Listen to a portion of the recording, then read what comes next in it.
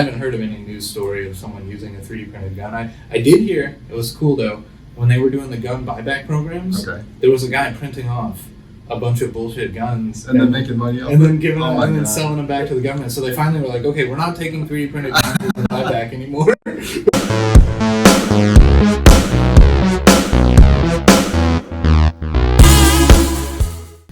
Hey Mike, how you doing, man? Good, how are you? Pretty good, pretty good. Thanks for doing this. Yeah, no problem. So I know we don't know each other, but what made you want to do this when we reached out to you, I guess? I always love networking and meeting new people, so doing podcasts and getting out there is what I like doing. Have you done this before with anybody else? I think I've done at least one other podcast. Okay. I'm trying to remember who it was. I might not have done podcast. It might have just been the TV interviews, but I did Channel 5 and 2 Channel 8. Oh, really? Yeah, when the 3D printed gun had come out, the Liberator. Yeah, you know, the news was talking about it, and they wanted a local 3D print shop's opinion, so I chimed in there, and then Jason Whitley was like, hey, you know anyone that's printed one of these? I'm like, you're talking to a 3D printer guy. I'll make one if you got a place to shoot it. And he's like, yeah. So we printed one of the guns and shot it on the news. So this is interesting. Tell me more about what the 3D printed gun is and what the controversy was and all that. So. Yeah, so back then the controversy was that you could get a 3D printer, and like the soundbite that I heard that had kind of upset me about it, because at first a news person called me.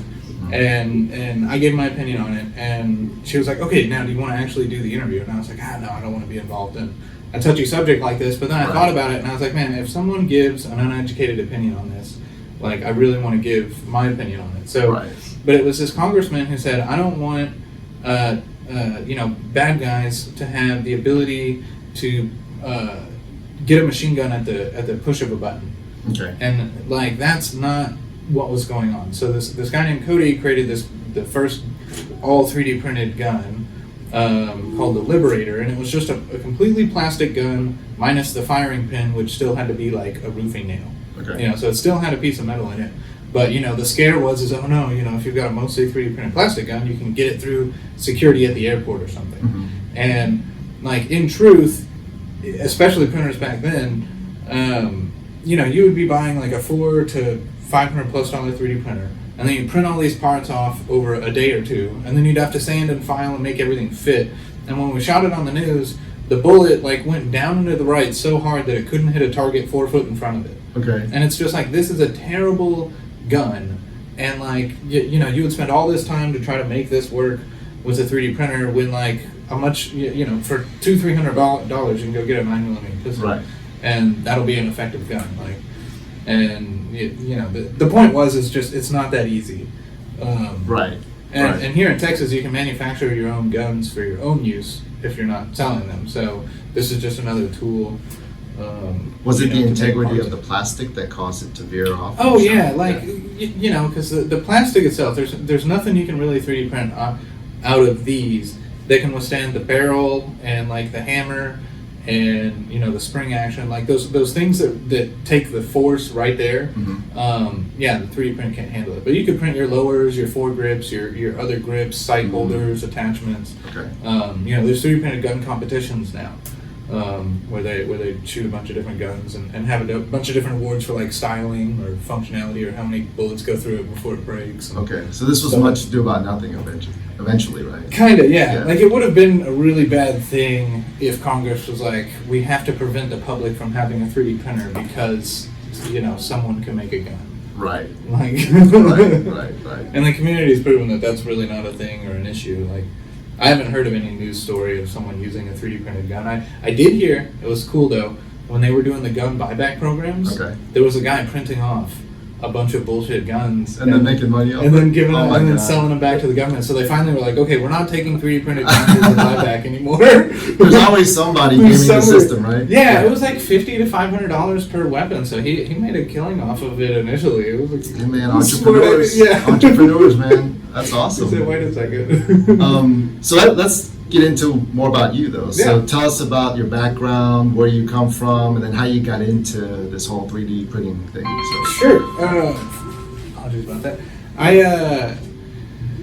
So Man, how far back do I go? Where are you from, I guess? Yeah, so I grew up in Watauga area here in North Texas. Okay. So I'm from the DFW, from the North Fort Worth area. Went to Keller High School. Mm-hmm. In high school, I worked with a friend of mine's dad doing like fiberglass repair and some car audio stuff. And I got into cars really early, so I have a big passion for cars. I've owned over now like 160 something different cars. Just bought a new one like 2 days ago. You've owned over 150 cars? Yeah, so me and my brother do it together, but combined, yeah, we bought. Oh my gosh, that's awesome, man. Yeah, so you know, the way I like to put it is we grew up watching Pokemon, and the phrase was "gotta catch 'em all," and like that ended up applying to cars for me. So I'm like always trying a different car out, see what it's like. But yeah, so I got this passion for cars, and my friend of mine's dad that I was doing the fiberglass work for was like, hey, you need to become a welder because General Electric is building a new plant here next to the Speedway. Go be a welder. Uh-huh. So I went to welding school, got out, did a couple of welding jobs, and figured out real quick that listening to other smart people, you know, they say surround yourself with people you want to be with, and I'm looking at the people I'm surrounded with, and it's like, I really don't want to be like a lot of these welders. Like, there are some clean welders out there and some nice guys, but there's also a lot of like just rough people that I don't want to be around. So I had a couple of welding jobs. I ended up getting that job at General Electric, building locomotives, and that was cool. But you know, I could talk for an hour about stories at General Electric. So that was a real wide awakening to like modern large manufacturing and like the culture that it made, and like there's just a lot of theft and debauchery and stuff that was just like, I can't believe this is going on here, but okay. And we were all, you know, only hired to lay off like 3,000 other people making twice as much as us. So everyone here in Texas were the scabs to the people in Peoria, Pennsylvania. Anyways, so long story on General Electric. So out of General Electric, I ran a sales team for Rainbow for a little bit, in-home vacuum cleaners. I bought and sold cars for myself for a little bit. Bought and sold probably like 40 or 50 cars over like a 6-month period, and then decided like, I don't want to do this full-time. Did plumbing for a little bit, like a very short period of time, like 2 or 3 months. How old are you during this period? This was, so up until like 2021. So General, it was right after General Electric. So I had like 2 welding jobs before General Electric, Heil and another EXP manufacturing, doing like oil-filled stuff, just making oil-filled products, but that was lame. I've got lots of stories on all of these. But it was getting laid off from General Electric that I was going through my quote-unquote awakening, and had created, or decided I wanted to be self-employed and created 3D print everything. So with my 1 month pay.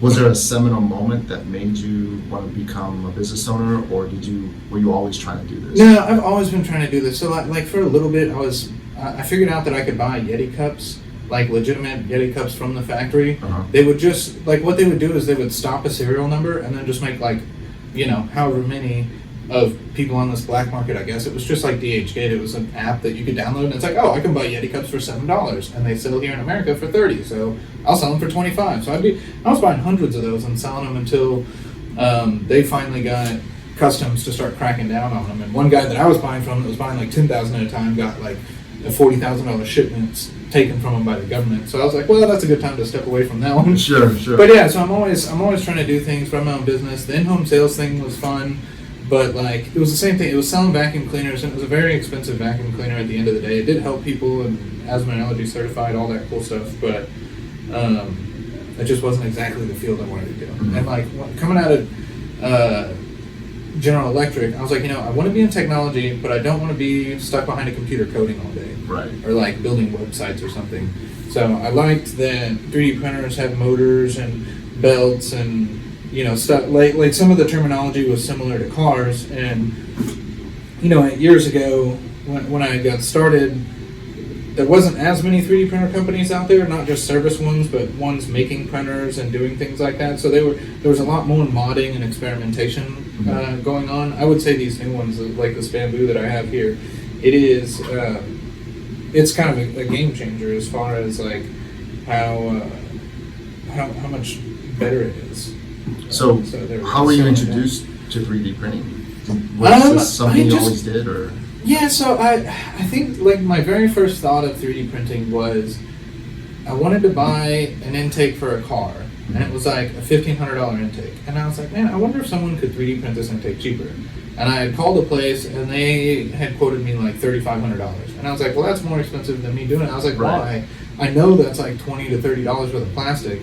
So I figured I'd just get started and help make it more affordable for other people, was my initial thought. It was just like, I want to provide 3D printing for other people so it can be easier for them to get. Right. So just necessity is the mother of invention, I guess. Yeah.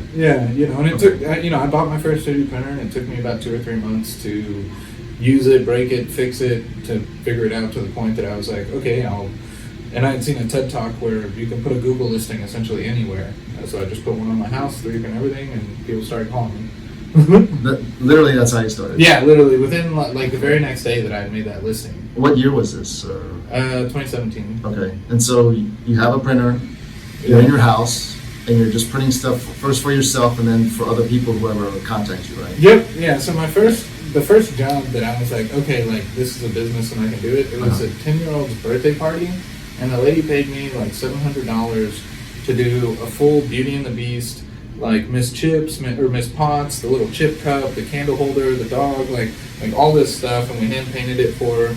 And like my pricing today, that probably would have been like a $3,000 to $5,000 order, right? At least triple, if not more, because I just didn't know how to price in the very beginning.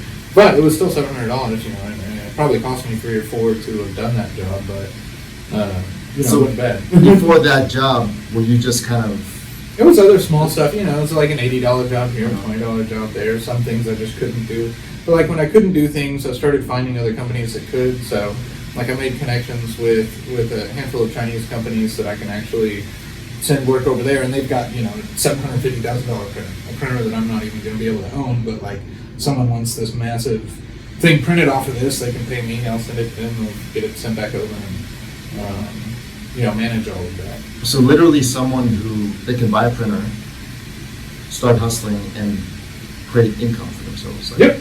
Yeah, so like, and I even created a Facebook group, 3D Print Everything for Profit, to help other people make money with their 3D printers. Because like, I don't view other 3D print companies really as any type of competition, because there's so much out there that can be 3D printed that it's easier to be their friends and to have a job come in that you can't handle and ask someone for help, rather than be like, you know, screw that other company over there and right. drowned when you either get overwhelmed or not. But yeah. So it was after that first birthday party, you're like, I can make a real company out of this. Yeah, essentially, like I knew it was going to be profitable, and it was 6 months in. A buddy I had made named Sal was like, man, you don't have a logo or business cards. Right. He's like, you need to do that. So he made me a logo, and then I got business cards, and it was a year in that I separated my bank account and got the tax ID and did all that to become a real business. So. And how'd you start getting your customers then? What are you doing, I guess? Absolutely. Like, so in the very beginning, it was just going to networking events, and that was just kind of fun for me, like just going around here. And it got to the point that it was actually a little bit more expensive than like the money I was getting from like the local networking, because a handful of the networking events can be full of like, you know, someone like insurance agents and roofers and like these typical kind of business people who are like, you know, just trying to make connections too. But that was like my first way of doing it. But it's otherwise just been this Google listing. Like the majority of my clients have come from Google, and you know, now I hear a handful of word of mouth where someone's got a problem and someone has heard of me or used me in the past and then recommended me. So I'm hearing a lot of those calls. But in the very beginning, it was just meeting a handful of people, and that might have been like my word of mouth, or like the in-person stuff maybe was like 20%, and the rest of the business just came from my Google listing. So I've done zero advertising, zero marketing, more than like just making sure my Google listing is good, right, and that I have like some reviews there. Now I am using Thrive. So Thrive is a CRM, a customer relations management software, and they'll do websites and other stuff. They actually come from Yellow Pages, but they have their headquarters here in DFW, and they used to host a local networking meeting, so that's how I ended up finding them. But they would host this networking meeting where it was free beer, and they had their 5-star chef that was in their location provide free food, and then so all the heads of the company would be there too. So I'd be meeting the VP and the president and everything. So I got to meet a lot of the higher ups there, and they really like my company and have done me really well. So I do them well, just the same. But that software is how I manage everything, and they have a listings manager that took my one Google listing and put it on like 70 different pages. So that's how it like very easily went to like Apple Maps and Yahoo and Yelp and all those. Yeah. Okay, and so people are actively searching for 3D printers or printing companies, and then you just find your listing and then call you. Yep. Right. Yeah. Okay. Yeah. And I get clients from literally like locally to like, hey, I'm 10 minutes down the road, or hey, you're the closest guy, to like people calling from like Amarillo and Louisiana and Oklahoma and Colorado sometimes. Like I've had people call from Colorado and California. Like I know there's printers in between us, but like somehow I'm just pulling up on a global, on a national scale for people to call me like that. So how busy are you every day, or what's your regular day like, I guess? So it can depend. So I also part-time for UT Southwestern right now, where I run their 3D print lab. Oh, okay. And when I'm super busy, balancing those two times can be tricky. But luckily at UT Southwestern, because I'm just managing 3 printers there, there's not a whole lot of work for me at any one time. But sometimes when there is work, I can spend 3 or 4 days a week working on stuff for them, and I can do work from home there. But like when I get up, I kind of go through, my morning ritual of getting ready and preparing the cats and, getting them food and taking care of any of their stuff if I need to. But then it'll either be dealing with rush projects. Like today, I woke up and I needed to glue things, so I'm building this. It's literally called a square circle, but it's this piece of art that is going to be like 3 foot, and it's a square/circle. I don't know how to describe it any better without showing a photo, but I'm having to assemble this thing, and it turned out yesterday I glued 2 pieces wrong. They accidentally could go backwards, and I was just freaking out. And luckily the glue I used is like a 2-day set, so it was about 12 hours ago that I glued it, and I was able to pull it apart, and I was like, oh, thank you. Like, this is going to be like 3 days of rework. So I was able to put it back together, and I'm waiting on that to glue. So I'm gluing those things. Otherwise, I'll get on and do emails. On Tuesdays, I go to UT Southwestern, or I'll do something like this where I make meetings and I'll show up here. So this location is my office location where I meet clients and come in person to meet. And then I do production out of my location in Fort Worth, and then I've got another business partner that I made in McKinney that does production for me as well. Okay, so you have 2 production locations, right? Yes. And then how many printers do you have in each location? Around 15 at one, and there's 20 at the one, but it's going to expand to about double to that or more. Oh wow! So when I met Corey, who runs Stackout 3D, he's looking like we're going to be new business partners, and have been treating it as such. I took over my largest printer to him, which is a 3 foot by 5 foot printer, and that one needed some rehabilitation. So we've spent a good amount of money in the past 4 weeks of time trying to rebuild that printer, but essentially a whole new set of electronics on it to get it more up to date, to print more accurately, so we can print some of those big jobs, because there aren't a lot of people doing large format printing. We've got a couple of those really large format printers, and access to other big ones that we can print. So theoretically, you could do dozens of jobs at the same time. Oh yeah. No, we do. I manage at any one time somewhere between, like, on the lowest end, there's probably no less than like 10 jobs active at one time. And this is all without any paid marketing, right? It's word of mouth, and they're just finding you on Google, basically. And which I'm kind of like, I'm at that point to where if I could get this to manage to the point to where I could step away, and like I actually had someone running this full time all day, and I did stuff like this, I went out and networked and did other things, I'd be able to afford it, but I just can't afford to pay someone to run it, but I can't take in enough work without just constantly raising prices to be able to afford to hire that person type of thing. Like I'm in this kind of catch-22 to where it's very close, but I'm at a point where I do want to actually start marketing and seeing what that can do. Because because essentially each year I keep on having to kind of change my pricing structure upward to match inflation and everything, but also to match the value and what we're actually doing. Right. And that kind of, that selects out some clients that initially in the very beginning I always wanted to help, as far, someone wanting a cool little helmet or something.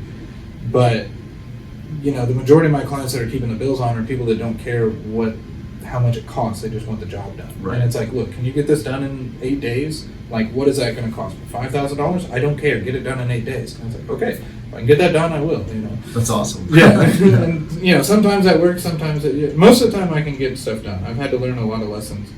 I had one $4,000 job make me go upside down $12,000. That really hurt. That was like 2 years ago.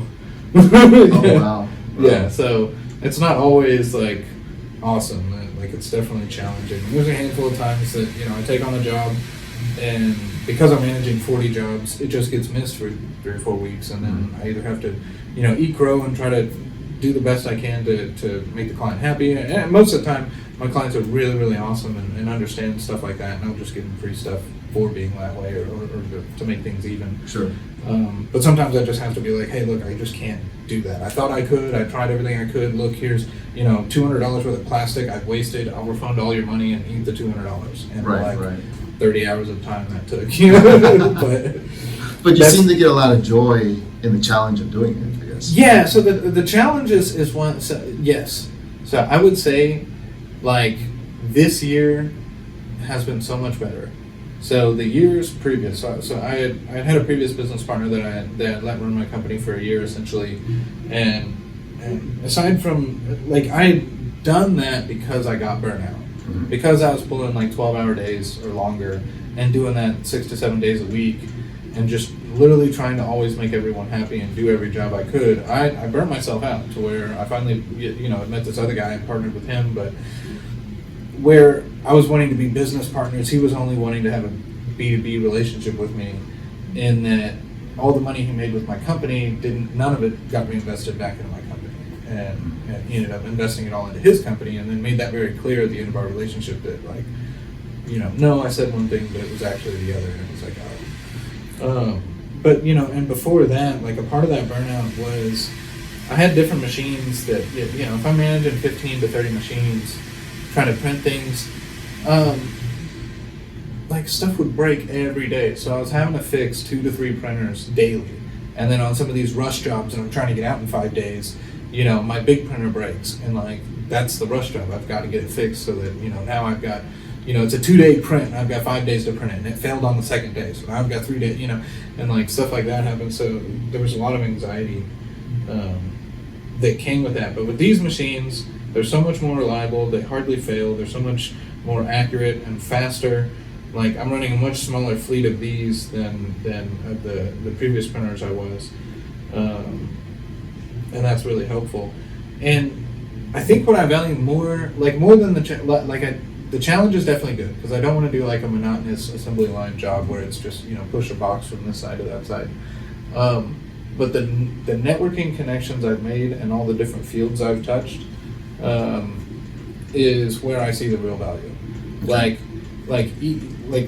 let's say I reach a point of charging or enough repeat clients and everything that I can afford to like hire someone, and I even open 2 or 3 locations with 3 or 4 employees. I honestly believe that from some of the opportunities that have come from people coming to the company and the different things I'm doing outside of 3D print everything will dwarf what this company can make, like, until this company gets to like building houses or other things that are just really big. Like, the service side is not bad, but the service side just is volume in the grand scheme of things. And there's other massive companies doing big volume with it. So I've got big hopes to do concrete 3D printing in the future. So we've got, I've got some printer plans already planned out. I got really far with one client, and then his investor, his wife ended up getting into a car crash, so we had to postpone that. But he's actually reached back out to me recently and said he's got a new investor. So that's kind of interesting. Like, I've got a real interest in doing concrete water tanks for waste treatment facilities. That's a big opportunity there. How are printers able to print such big structures, though? Like, is it the size of the printer, or is it, are you putting stuff together, I guess? Well, you can do both. So there is panel construction and like, you know, certain assembly construction, but like all the buildings that are being printed are just either large square printers or, you know, an arm printer kind of like this to where you might have like a center arm or an outer arm. But yeah, you just have a big nozzle that's like 1 to 2 inches of concrete, and it just lays it, and then you have the right blend of concrete that fast dries, and you can like lay rebar in from the top down. Oh wow! So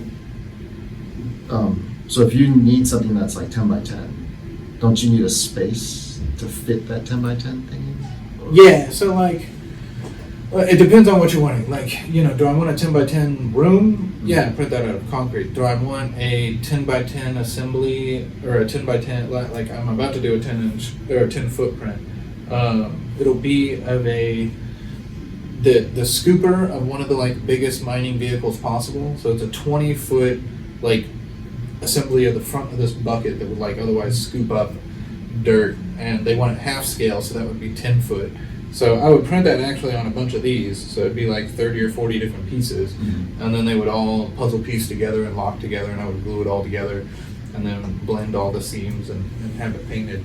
So I've got an airbrush artist I use to blend seams and to paint things. So your company not only prints them, they put everything together and Yeah. make it look nice. And then, Yeah, so at the, there's a museum in Dallas that just had us do a 4-foot dinosaur head. Okay. And yeah, we assembled that all together, and the airbrush artist painted the head and the full dinosaur that was on the wall, so the head was like popping out of the wall. Oh wow, okay. Yeah. So are you shipping these for them also, or are they coming and picking these? Both. So something like that, because they're in Dallas, like I'll just personally deliver it. You know, if you're within DFW and it's like a sensitive print that I don't want like a postman, like, you know, just smashing the box, I'll deliver it myself. Right. But yeah, otherwise we ship a lot of stuff. That's our main form of delivery right now. Right. Okay. Wow. All right. So take us through the process if someone first contacts you, what kind of interaction that is, and to the final product, like what happens? Yeah. So there's a couple of different scenarios. So I'll go through a couple of them. One of the quickest and shortest is, let's just say a company hits me up and says, hey, I need this part. They'll send me an STL in an email. It could be a small little bracket. What's an STL, by the way? STL is sorry. No, that's fine. STL is a 3D model, so just like an OBJ or a step file, all of those are different forms of 3D models that would come from a CAD software, a computer-aided drawing software, or some type of 3D modeling software. So that needs to be made very much first. Right. But let's say that a company has that made, they've got internal employees, they just shoot me a file, they say, hey, I need 10 of these, this material, go. I'll email them back an invoice, they'll pay that invoice. Once that invoice is paid, I'll start the print and then ship it out. Right. Now, otherwise we'll have someone come in and say, hey, I've got this part and it's broken, and I have a good one over here, can you recreate it? So sometimes they'll either bring that in or ship that in. I'll make all the measurements, make the 3D model. We'll charge them for the 3D model. Then once I have that 3D model, I can then figure out how much that's going to cost to print, and then print it for them. And then other ones would be like I just had a guy come in and he's like, hey, I want this helmet printed, but he doesn't know exactly how big it needs to be. So he's going to come in, I'm going to scan his head, and then in the computer I'll have the scan of his face and head and everything, and I'll put that helmet over top of it and size it just right so he can actually put it on without it being like too big or too small. Because otherwise, if that helmet's going to cost $200 or $300, you don't want to print one that's too big at $400 and then print one that's too small at $200 and then be like, oh, actually, now you're in at $900 something just to get the right one that fits. How are you scanning his head? So I've got a 3D scanner.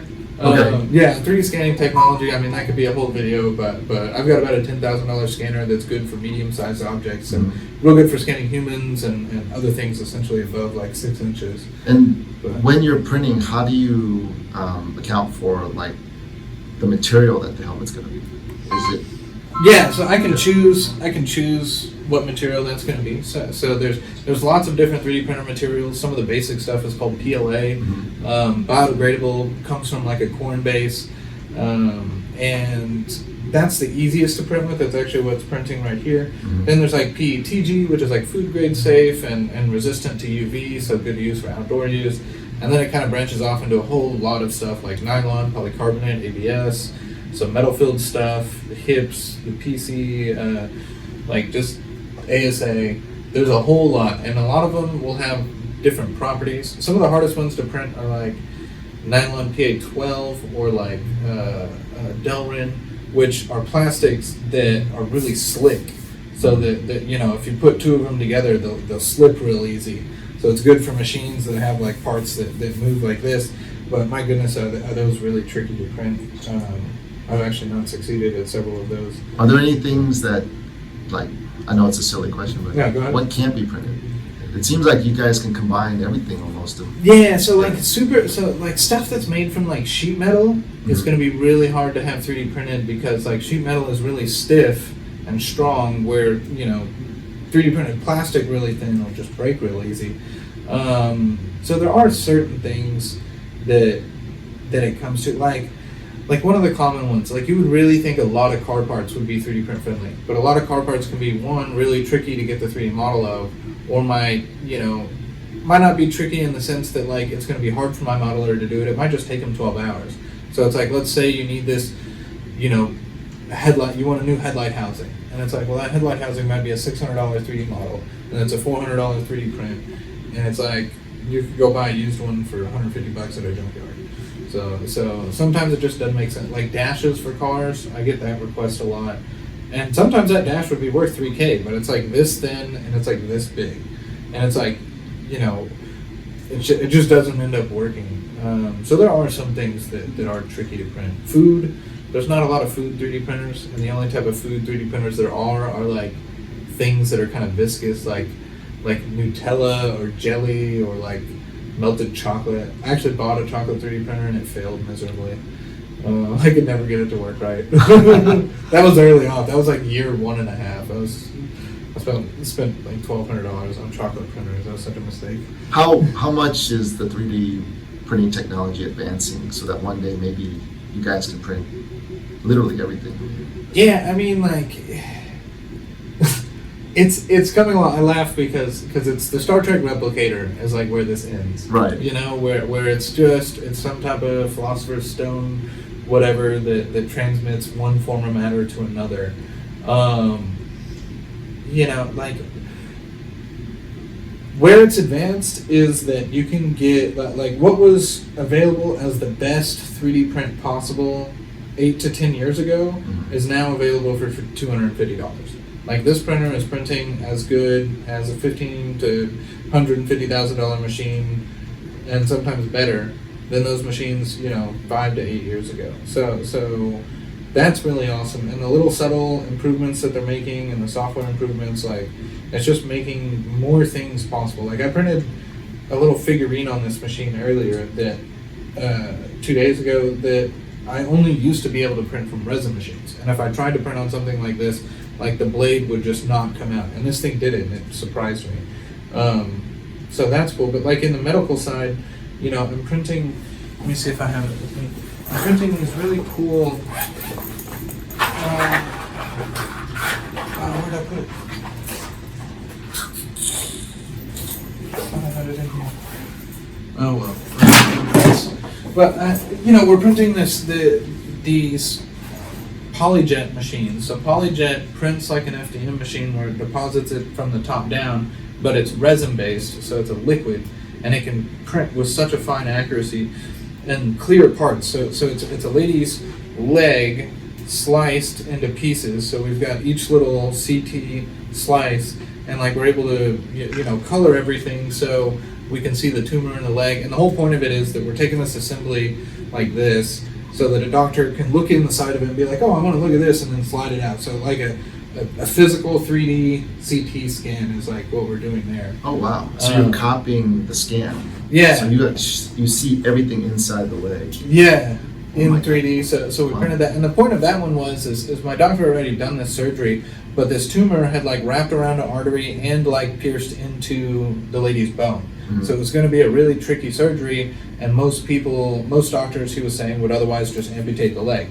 And he's like, but maybe if a doctor could look at a physical model like this, they would see that, oh, I could actually get in there, and it might, you know, increase the rate of people that otherwise get to keep their leg or whatever in a similar surgery.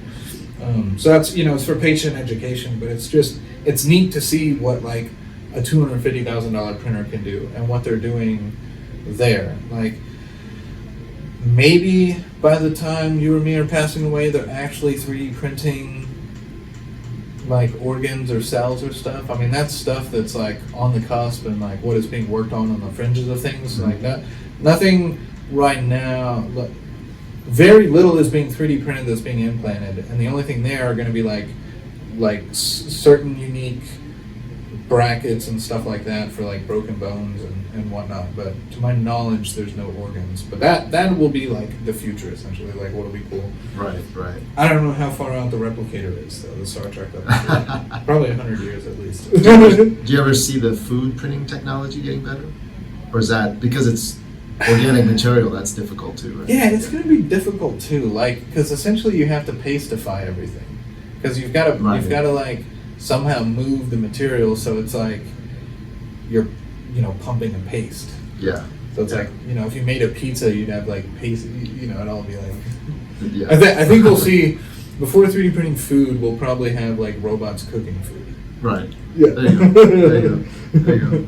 So if someone wants to came up to you and said, "Hey, I want to do this, what you're doing," what kind of tips and advice do you give them?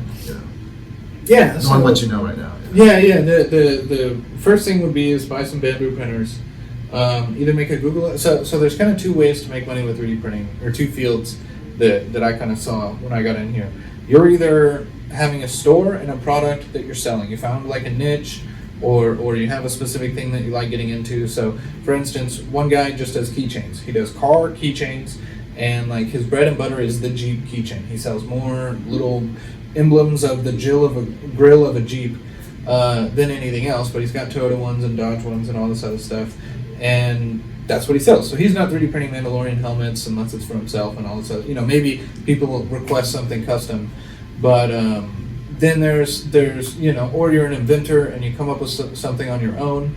And I say to people, if you're going to invent something and make money with a 3D printer, if it can fit in your hand and be printed in less than like 2 hours and sell for more than $20, then you've got something that you can easily make money with a 3D printer. So that could be, a massage tool, that could be a hand tool, it could be, whatever it is, those huge Jeep keychains.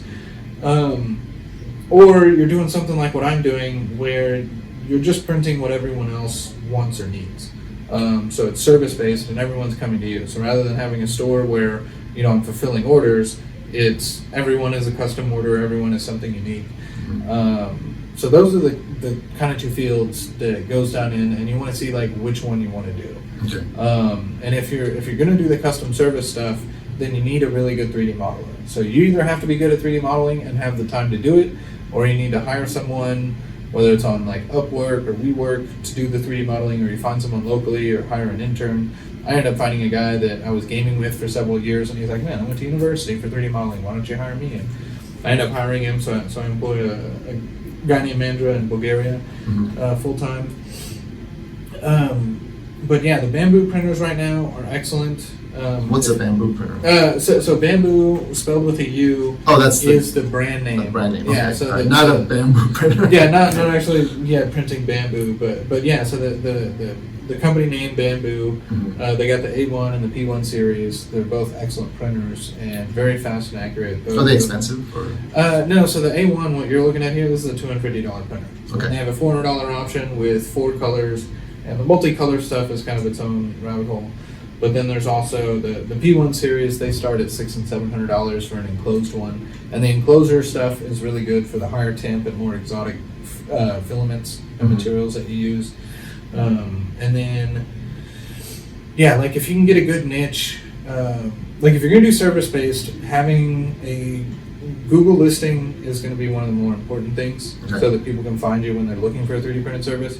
Otherwise, it's going to be like, what niche are you in, and how do you market? So like let's say for the keychains, you're probably in a bunch of car groups. But let's say you're into like RC cars. I've met a couple people that just sell RC car parts. So they're in Facebook RC car groups. They might have their own website. They might also be on Etsy. But it's either about marketing your brand or trying to market your items. But yeah, I mean, it's a decent time to get in. I mean, there's a lot of other people doing it, and you know, in my opinion, there's more print jobs out there than there are 3D print people. How about the business side of it? You know, taxes, relationships, partners. What do you? Yeah, so how do you advise that? I highly recommend being friends with as many other 3D print companies and comparable companies. So Are they usually friendly with the relationships when you reach out to them? most of them are. Okay. I've had one that was friendly when I first met him, but for some reason just not friendly afterwards. Okay. But I also heard from many other clients that have come like, hey, this guy was not friendly to me. So I think it was just that one having a bad attitude. But most other ones are really good. So if I go to like a new town or if I'm exploring and I can find a 3D print shop, I'll always pop in and say, hey, what's going on? You know, like the similar stories of bad clients can always be fun to talk about, or just seeing what they're doing, how much they're charging. You know, like one 3D print store, he got started after me. He's in Florida, and he makes all his money like selling 3D printers. So he's got a store in a mall, and he sells just a ton of 3D printers. That's the majority of his income rather than print jobs. And he does get print jobs, but it was like an 80-90%, you know, selling printers versus service-based. So Thrive is a good software to use because they'll do the website. They can communicate through on their back-end software. Your emails and everything can go through it, and then you can invoice people through it. So like that's what I really liked, is like everything was just in one solution as far as like being able to invoice people and communicate with them, and then have like constant contact and a bunch of other things. It was like it's like 20 different apps in like one. So that's one reason I like that software. But any CRM relation software or project management software, the only thing that Thrive's missing that they are working on, because I've been bugging them for a long time to actually do it, and that's one thing I like about Thrive too, is they've actually implemented multiple of my recommendations and other local people's recommendations. So it's cool to have like a big 3,000 person company like listening to one person Sure. from the outside, you know. But yeah, the project management software, something like a Trello or a Kanban, something to where you know, if you're not doing, you know, managing 1 to 5 jobs, no big deal to keep that in your head. But when it's like you've got deadlines a month or 2 out, and you've got people that need something in 5 days, Right. You know, you need to figure out who you can bump and who you know, because it's like there's several prints that if I just printed them, you know, they could be done in an hour. But like my printer is working on this job that has to be done by the 5th, so I'm doing 12-hour prints before I do this 1 hour print. But sometimes I need to just sneak those in there and get the job done. So it's really about managing all of that. And I'm actually doing a trial position with my modeler now to see if he can be more of a manager position in the project management sense, so that I can just kind of what I'm going to try to do moving forward is he'll manage my projects for me, and I'll come in and be like, okay, what's on the docket for me to print today? Right. Here's what we're going to print. You know, you and me will go through the emails real quick. Here's what you're going to 3D model. All right, the day's planned. We'll talk tomorrow. Right. That's kind of what I'm starting to implement. How many employees do you have right now? It's literally just me and then Mandra, the modeler. Okay. So I've got other companies I work with, like this airbrush artist. What's his name? Colors. Are they contractors or are they full employees? No, just contract. Okay. All right. Yeah. So Colors has his own company, but I'll pay him to do airbrush work, and then Dennis by Metal Fusion Plating. I've used him for metal plating stuff a lot. But the dream one day is to have your own staff running all this, right? Yeah. Okay. Yeah. Like I want a house division that's doing house 3D printing. I want multiple 3D print everything locations. That's 1 to 3 people doing this every day. Because like if this was actually advertised, it could support its full only location with, you know, 1 to 3 people working it. I mean, probably like 2 people on staff with a third that, you know, floats or something like that. But yeah, that's my goal. And just for anyone interested, what's your revenue look like every year? Like, how are you doing? Yeah, so it's not too bad with the way that I'm doing it. It definitely could be done better, and I've like otherwise had no mentoring or like I literally just started this with like no idea how to do anything. But it's not bad. Like revenue is 100 to 150K a year, with probably like a fourth of that being operating costs or something like that. You know, it depends on your location. Like location's going to be big. You know, with me, my overhead is a lot lower now than it was a couple of years ago. You know, a couple of years ago, my overhead was about 2 or 3 times that, so I changed locations to reduce that. Is that your biggest expense? Your rental? Yeah, like location is going to be one of the biggest expenses, especially right now. Like you know, like because you can be paying $4,000 to $6,000 a month for a proper space, and it's like, you know, and even like to get the same amount of space as a garage, you're going to be paying like at least $1,200 a month. So it's like if you could just get a house or rent a house and run it out of your garage, then go for it. Now, having you know, you don't want like the head of research and development from K&N coming to your garage. Sometimes, you know, and I had that happen. I had some very big people come to my garage and see the setup and think it was impressive anyways. But, you know, I finally separated that to where it's like, okay, look, I will run some prints out of my house, but these other prints are going to be done out of another garage, and it's just cheaper because the employee can live where he works. And I do see a value in something like having a storefront here in Southlake or something where I can actually get walk-in people. But a storefront here, like if I got a storefront 200 yards from here, that's probably $15K a month. Right. Like, how do I make $15K a month selling plastic? Right. Right. Sorry, I should have muted those. But you're saying there's like large 3D printing companies that they're doing millions of dollars a year, right? Yeah. Like, what are they doing, I guess? They're all different. So, like if we talk about the service-based 3D print companies, there's like, what is it, like Proto Labs, or what's the other one? 3D Hubs, I think it is. But there's other companies that have done it. So like moving into like, I now have like 2,000 3D printers printing jobs every day. You're gonna have an auto quoter, and you're gonna have more like longer lead times, and everything is online. You know, you're not going to meet someone or have a personal relationship there. I mean, it's the difference in like the really big companies, but that's how they're making a lot of money. Then you have like all the other people. Like there's plenty of filament companies that are making good money, but they're just making like the same product. You know, they're getting out 1,000 rolls a day. That's how they make their money there, or 100 rolls, whatever that is. Some of the companies are like making the 3D printers. They'll make a lot of money because they're selling a lot of 3D printers, big format 3D printing, and like some do both where they make the printers and do service. But like,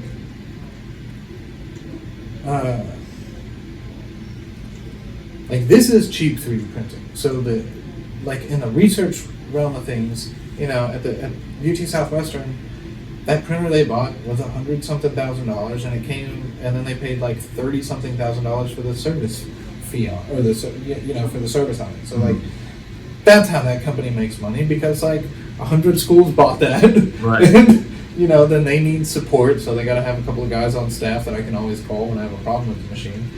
But like these guys don't make money by having people on customer support phone calls. They make money by moving models, and they might only be making, like Bamboo might only make $25 to $50 on selling these things. Because if Micro Center's buying it and then selling it, Micro Center's buying it for 100, 110, and then it's selling for $250. But yeah, it just depends on how they're set up and what they're doing. Like Icon, they make a bunch of money, but they do house 3D printing, so they have real big, and in order to do house 3D printing, you've got to have good money, because like that house 3D printer I want to get started with, I need an investment of like 160, 250,000, somewhere between 160 and 200,000 to build that thing. Right. But when I build that, at least the one that we had planned, it'll replace a bunch of manual labor and other stuff that would have otherwise cost about $20 million to build a water tank. And it's like, well, if I can build a water tank for $1 to $2 million in concrete and a $500,000 machine, and that replaces a job that did $20 million, before, like, right, it makes sense. But I've got to make the machine first, and right, because I have some connections in all of this, it's just kind of like, okay, if I can figure out that side of the money and how I need to do that. So, like, I am pulled in a bunch of different directions, which is interesting. Because I also do some sounds. I work with a guy locally that does subwoofers, custom building subwoofers, and I'm doing my best to help him out. One of my other buddies runs a trucking company, and I help him when I can.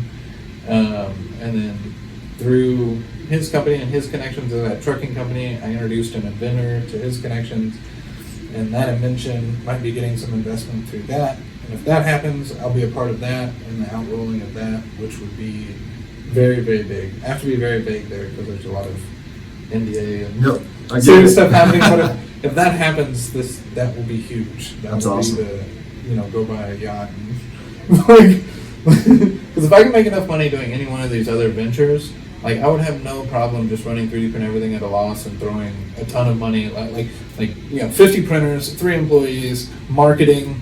Let's run that for a year and see if it exists. See what happens. Right. But tell us about your favorite project. Something you did that you thought was really cool. Okay. The dinosaur was really cool. Man, like one of the coolest ones was one of the sketchiest ones. I wouldn't say it was cool. It was just really sketchy up front. Like I had to do this project. I'll be vague about it, but I had to do this project for this individual who had come from another country, and it had to do with like politics and voting. And he was involved in a Supreme Court case in the other country, here on extradition, and needed me to 3D print some objects so that he could use in the Supreme Court case. Now, I understood all this in the end, but I didn't really get it because he was being cryptic initially. But like when I first met him, he was like very covered. But then when I met him again, he came in a t-shirt and he had these candy cane looking marks down his arm. And he told me that when he was leaving his country, they were trying to kill him, and they had wrapped a metal whip around his arm and pulled his flesh off. And then he showed me he had a gunshot wound in his shoulder too. And they had come for his family and everything. And out of 50 people working on the same project, like 4 got out of the country. The rest were killed. Yeah. So that was pretty serious. And a friend of mine was like, bro, do you understand what he's having you make? Like, this is an internationally copyrighted, protected thing. So we made it in a way that was safe. And he ended up not being able to use it. And I didn't understand that because I probably would have made it so that he could have used it. But yeah, that was just a big sketchy thing. And I was just like so blown away that it's like, how could I be involved in a Supreme Court case in another country? Are you able to tell us what you had to make, or? I'm not. I don't want to. Okay. I don't want to say just Right. because. That one was good for me. But if there was anything I ever dug, I did it the right way, and my friend at the time made me do it. But it was just really weird. Another one had a guy need his wanted his junk replicated. I had to 3D scan his stuff. Wow. And 3D print it. And yeah, it took multiple times too. Because I tried, my poor modeler, I made him do it off of photos first. And we printed him one, and he was like, puts it up like this, and it was just like, nah, not it. And he's like, you gotta work on this again. So I printed him a second one, he's like, not it. And I was like, look, the only way to get it any better is if I scan it. So I did, and yeah, that was a trip. We were both, it was very awkward. But I mean, he paid out the butt for it. Extra premium for that. I made some good money on that job. And I remember he was like, man, if this works out, I can get you a lot more people doing this. And I was like, I don't really want to be known as this. Like the guy that does. Yeah, the guy that just. I mean, it's a niche, right? It is, but like I have a girlfriend, and I would only want to do it 2 girls. Like that, or I need to hire someone so that I'm just not the person looking at it all day long. But yeah, that was a trip. That was fun, and it was ginormous. It was huge. What else was some really fun ones? No pun intended, right? Yeah, no, just literally. it was funny. I'm doing some work for K&N right now, which is like that's just a cool client because I'm a big car guy. So K&N makes air filters and oil filters and cold air intake. So that'll be really neat if I can pull that one off pretty well. And those are some of the coolest ones. I've done some artwork. I took like a 3-foot piece of art and made it about a 7-inch piece of artwork and turned it into a 3-foot piece of art. Okay. For a guy, that was cool. There's so many. So it's like I'm just trying to think like what is it called? That leg for the hospital is going to be really unique. Like no one's ever done anything like that. I put a rod through the center and we're going to put it on a lighted base so you'll be able to. So it's gonna happen. It's in the works. Yeah, so I've already printed the whole thing and I'm polishing it right now. I thought I had brought a piece. I could have swore I had brought a piece. That's why I was like, oh, I'm gonna show you. I'm gonna start again. Oh well. I put it in something else. But Yeah, those are some of the cool. Man, I know there's a handful of really cool ones. I mean, like a lot of the times it's just boring stuff like this. You know, it's like, oh, what is this? Oh, it's a box that, you know, comes apart. And, like, it's a really nice 3D print. It's super clean. It's just a relay box. It's a relay box for some company that makes new relay boxes for old cars. But yeah. they might want like 100 of those. I guess. Yeah. You know, they'll get 100 of these from you.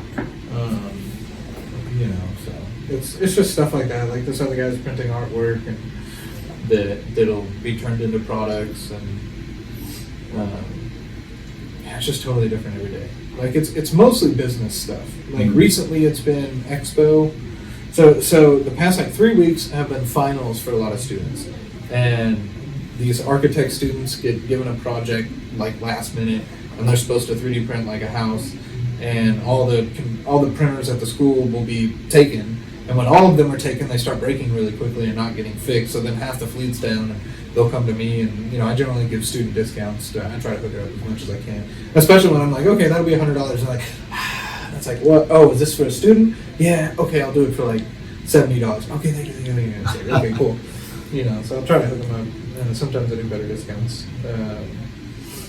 But yeah, you know, and they need it in like 2 days. And it's like, look, like if it was $100 and it was a company and they want it tomorrow, I'm charging them like 2.5. Like, what's your typical lead time for projects? Then? So I like to tell people 2 weeks. Mm-hmm. It definitely depends on the size. You know, like if it's something just super small, like that prints in 30 minutes to an hour. Right. So of course I can squeeze that in between something. You know, this job I'm doing for K&N is like, it's 2 big parts, but those are 15 different pieces to assemble, and each one of those took like 7 to 12 hours per print. So like I'm gonna turn that job around in 10 days. I possibly could have done it a little bit quicker if that was like the only thing I was doing, period. But I would have liked to have given like 3 or 4 weeks on that, you know? Right. So it definitely varies. Okay. But anywhere from 24 hours to 48 hours on a rush to like 2 weeks on an average delivery, and then I'll try to deliver in like 3 to 7 days if it's like an average something. Well, you know, like this has been eye-opening for me. Like I don't know anything about 3D printing. It sounds awesome what you're doing, and especially how you got into it. Right, you just liked something, you got involved, you learned everything about it. That's awesome. Like I love that. Yeah, just jumped in. I love the spirit. You know, usually what we do is when we kind of wrap up these interviews is tell us about your company, where you see yourself, you know, give us a pitch of what you can offer and all that stuff. Yeah, so 3D print everything. We can take any broken item or invention you might have or something, or any 3D model file you find online and 3D print it. Just about all plastics and polymers, metals, large format, custom make 3D printers, set up 3D printing farms, you know, anything 3D printing related, and outside of that, we'll do consulting for injection molding and other manufacturing processes if needed. I also do some metalworking, since I come from a metalworking background. I occasionally get jobs that require welding, so those are always fun. And then, yeah, in the future, I want to have multiple locations and get this to a point of being in multiple states and kind of having 3D print everything that's like a more household name brand to go get something 3D printed at. The name is just super good. I really like the name. But, you know, I'm very hopeful that some of these other ventures that 3D print everything has brought me will wind up being like my long-term path to success, because I really want to invest a lot. Like once I can feel financially secure and my family secure, I want to give everything back to like the science community and like helping to end as much human suffering as possible. Oh, wow, that's awesome. That's like at my core where all this is coming from. Is there's a lot of stupid people out there with a lot of money, and if I can wind up making a lot of money, I'll help out a lot more people than they are. Right. And like I've joked with my business partner Andrew and Aqua Capital about creating a club called Building Better Billionaires, so that one day we can get, you know, just being like, look at Elon and these other guys. Like, do you want to be like them, or do you want to be, you know, someone with better morals and spending your wealth in otherwise in better ways that help humanity rather than being selfish or wasteful. So that's kind of my long-term goal with all Sure. of this, and if we can make some big things happen. All right. Well, I think that's the perfect ending then. So once again, thank you so much for doing this, and best of luck for everything. Yeah, thank you very much. No, I had a lot of fun. Awesome. Awesome.